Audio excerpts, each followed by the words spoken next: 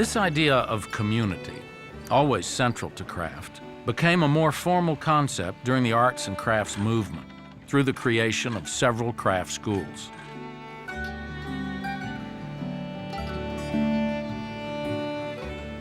Lucy Morgan was the founder of Penland School of Crafts.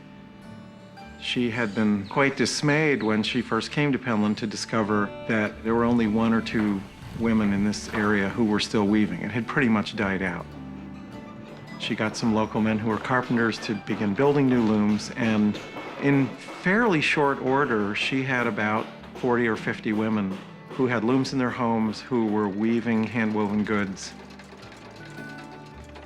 And then she organized what was called the Penland Weavers to market these goods. Miss Lucy saw a need for the mountain women to have some income, and that's why weaving program started. And at one time, there were up to 60 women that were weaving for the Penland Weavers. The weaving cabin down the road was built because they had to have a place to go to. And that's where the thread was, and the woman in charge would tell them what to weave.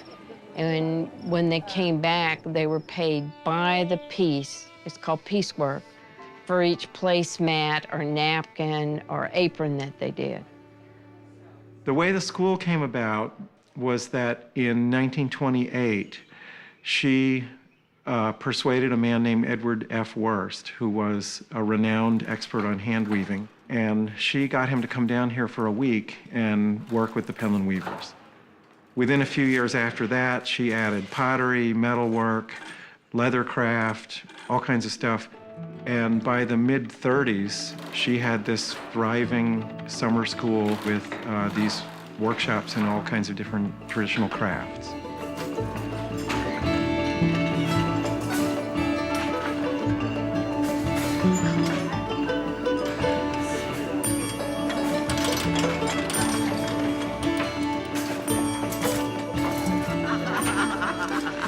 Look how well that works. Yes. So, It's an intensive, it's art camp, and unlike any other environment that I've been in before, the interest and the enthusiasm about collaborating and elements from other media trickling in is so exciting.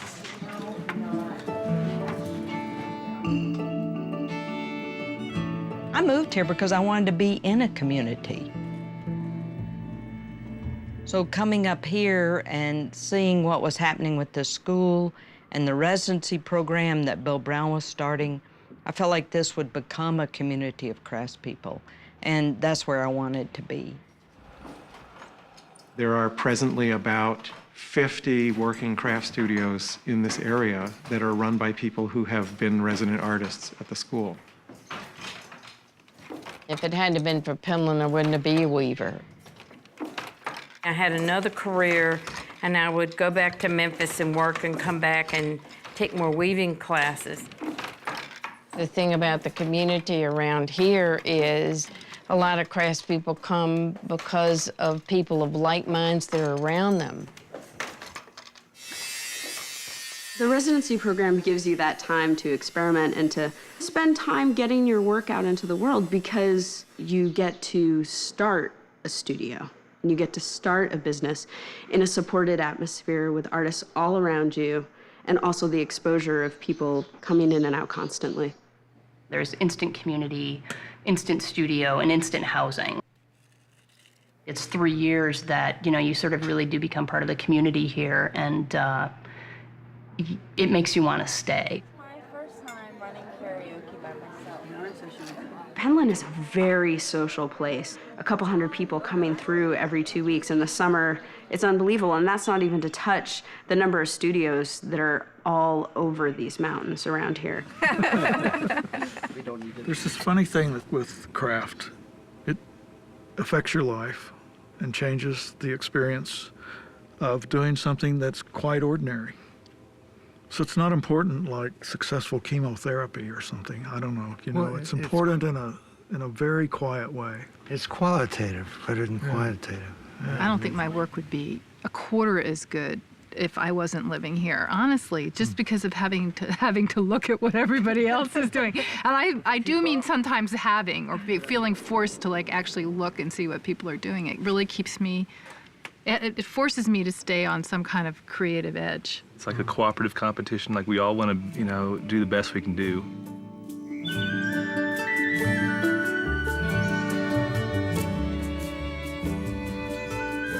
It was part of Lucy Morgan's brilliance that she valued the effect that doing this work had on the maker equally with what was being produced. It has a nice feel to it. Yeah. They work real hard at trying to get all ages of students at Penland. They're from 19 to 80 plus.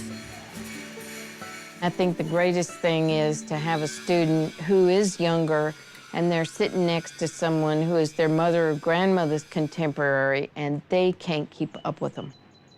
And so they see people in a different light that way.